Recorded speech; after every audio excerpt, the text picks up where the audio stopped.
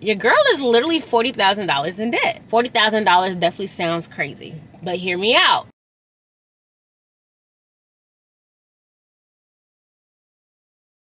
What's up, y'all? It's your girl Jessica back with another video. I know it's been a little minute since I posted on my YouTube channel. If you're new here, again, my name is Jessica, aka The Wealth Therapist. I am a serial entrepreneur, a real estate investor, and a wealth coach. I help people build the life they want by helping them build wealth for themselves, showing a lot of the principles and bringing you guys along the journey as I'm building wealth for myself. And in this video, it's really going to be a series that I'm starting. I am really talking about something that I really never really talked about. I'm starting a new journey as it relates to my wealth journey. And your girl is literally $40,000 in debt. I really want to take you guys along this journey as I work to pay off this debt and how I even got here in this first place. I really don't know why, like, this whole topic, this whole series, as I've been planning it, has just been giving me so much anxiety. But I just really want to showcase the ins and outs of this journey. I don't want to just show you guys all the wins. Of course, there have been some great moments in my journey that I've been sharing with you guys, but there's also some not so great moments. Entrepreneurship is such a learning opportunity. No matter how long you've been in the game, I feel like you're going to always, I don't even want to call them L's. You're going to take lessons. You're going to have lessons and things that's going to help shape you be a better entrepreneur. And so I definitely want to just be more transparent on my journey, be more transparent with you guys, because I know there's so many obstacles that we face just in life that can, like, hinder us from getting to where we want to be. And I really want to show you guys how I'm overcoming, like, paying down this $40,000 worth of debt. Like, that number sounds crazy. I really never really knew how much debt I was in until I went and calculated it. $40,000 definitely sounds crazy, but hear me out. Not all debt is bad debt, period. I have a video on that. If you haven't seen it, debt is your friend if you are leveraging it appropriately. And really, all in all, this journey just kind of started by me just starting to feel overwhelmed by everything that I've been accumulating, even though it has been used to kind of build passive income for myself and investments for myself. It can be a lot to manage, and I really just kind of want to showcase this with you all. So obviously, as a business owner, I'm a business owner, and so some of the debt is not strictly just in my personal name. Some of the debt is business debt, and so I've been able to separate the two. There's been some things where they overlap, where I'm definitely gonna touch on, because you don't want to do that as a business owner. But yeah, I just really want to be transparent with you all. In entrepreneurship, especially in real estate, there's going to be lots of lessons and things that you learn, and I just want to have a space to kind of show the not so bad parts instead of having to go through it by myself, because that kind of gives you guys a full picture of entrepreneurship is something, or even real estate investing is something that you're wanting to go for. Like, it's not easy. It's not for the weak. So how did I get $40,000 in debt? I did not go out and buy a whole bunch of clothes and shoes and buy a whole bunch of things that I didn't need. This is more so investments. If y'all have been following me for a minute, y'all know I talk about using other people's money to build wealth. That's what it takes. Using other people's money is a better word for saying getting in debt. Debt is not always bad, though. If you can leverage and get ahead and get to where you want to be, get yourself in position to make passive income like I'm doing through real estate, Turo, and other things, it's not always bad. But what makes it bad is when you're not managing it properly, you're over leveraging, and yeah, it's kind of puts you in a position where you're kind of stuck, especially when you're in an industry where you heavily rely on your credit to be in good standing. Maybe sometimes you make a bad business move and your money's tied up. So those are all very common scenarios entrepreneurs go through. So yeah, my debt definitely did not come from going shopping, vacations, and not having enough money, where a lot of us, depend on debt to do. We go to debt whenever we need money that we don't have. But no, I definitely used it to fund investment deals and fund real estate deals and things like that. Obviously, use credit cards to fund my rental properties and things like that. I had some personal debt, obviously, as well. So you put all that together, somehow it adds up to $40,000 in debt. And really, it's not the amount that's kind of holding me back. when you kind of know a little bit about credit and you kind of started to learn the fundamentals of credit and what adds up your credit report, you know utilization is a huge part, and how utilization should just kind of stay under 30%. I went over 30% in a lot of different cards. Just again, managing your debt is very important, and for me, the utilization is what shot me. Like, I've always had a great credit score. I've always made payments on time. I've always literally been in the 700s since graduated from high school. I mean, not high school, college. So, yeah, I kind of got overwhelmed with managing it, and just kind of forgot about the utilization rates and things like that. Was just kind of using my cards and not really looking at the full picture. And so my biggest issue really is not that I'm $40,000 in debt. It's that my utilization is high. And as for someone who likes to go and apply for business funding, it's hard to get approved for things when your utilization is high, because now it looks like I can't manage the money. So like basically the biggest mistake I made was mixing my business with my personal. Now, when you go apply for business funding, they pull your credit. Of course, they want to make sure this person is, somebody credible, somebody responsible to lend money to. But the debt is still separate from your personal. Meaning, if I go get $10,000 in my business name, that $10,000 does not report to my personal credit, even though they use my personal social security, my personal credit to qualify me for that funding. Where I went wrong was I got a $25,000 credit card with Navy Federal in my personal name. I did a deal that wasn't really a good deal, and I ended up having to come out of pocket. And that's something I'm going to share at some point. Not sure when, but essentially, I'm glad I had $25,000 worth of funds to pull from in an emergency, but that really kind of took things left, basically. Everything went left after that. Using majority of this $25,000 over the 30% limit definitely caused things to go downhill for me. So, and the biggest thing is what I used the money for was more so business related. At that moment in time, I didn't know what I know now back then. When I had perfect credit, I didn't know that it was so easy to go get 50, 60, 70, 80, 100K from banks in your business name. I didn't know the importance of separating your business from your personal. And now that I know that, I have to do some repairing so that I can get in that position again to get more funding, so I don't have to worry about my personal. So that's, again, really what I'm going to be going over in this entire series, just the things that I've learned so you don't make those same mistakes.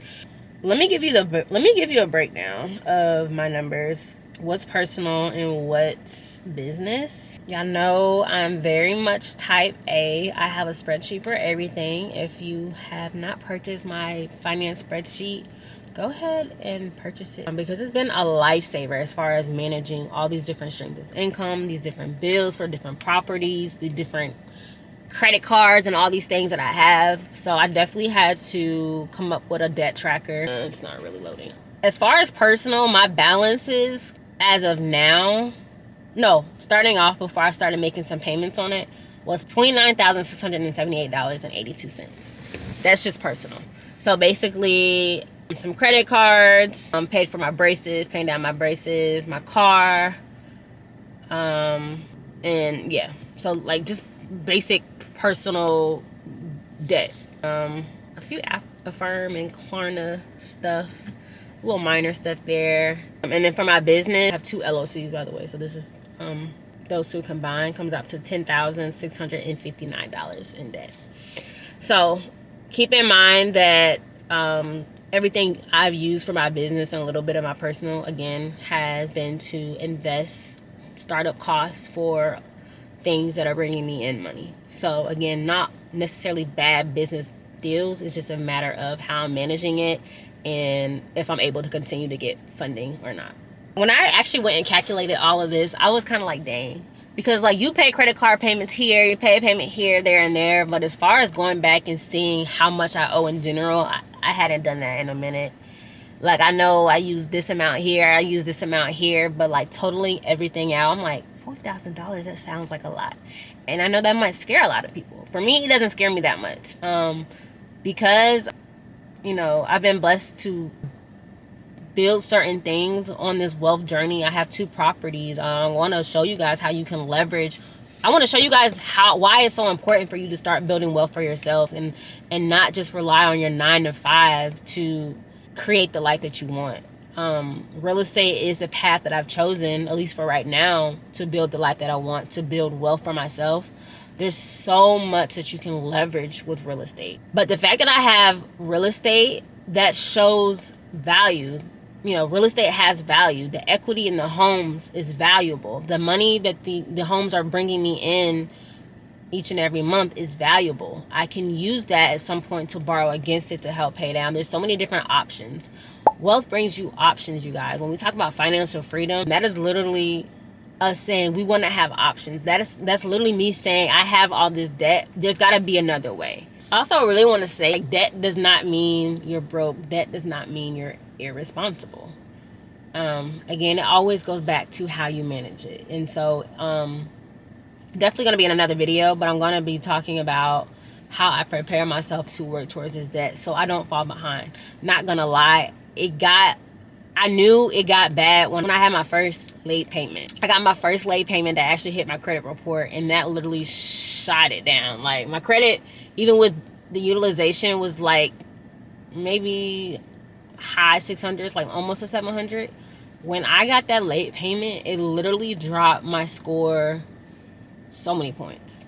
Now, throughout this journey, I've learned to repair credit. I've learned the things that you can do to rebuild your credit and get certain things removed. So again, I think that's another blessing in disguise from being in this position. But y'all, like I said, I've always had great credit. I've always had no problem getting approved for anything. I went and applied for an MX Platinum card, got approved, no limit.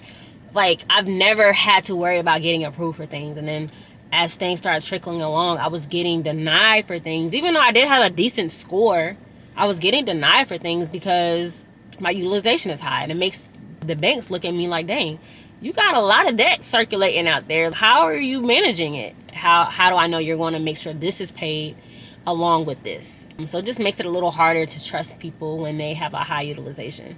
And so really want to keep it under 30%. So that's really my goal. My goal right now really is not to pay everything off. I want to pay like the smaller things off, and I'll go through the numbers in another video so y'all have the specifics. But my goal is to get everything under 30% so my personal credit can be cleared up, and so I can apply for more business funding and transfer some of this stuff out of my personal name, especially the ones that I use specifically for business items.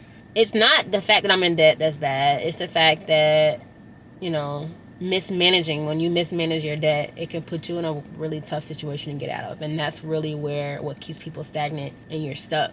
And I really felt stuck. It was really messing with my mental for somebody who just never had this issue before.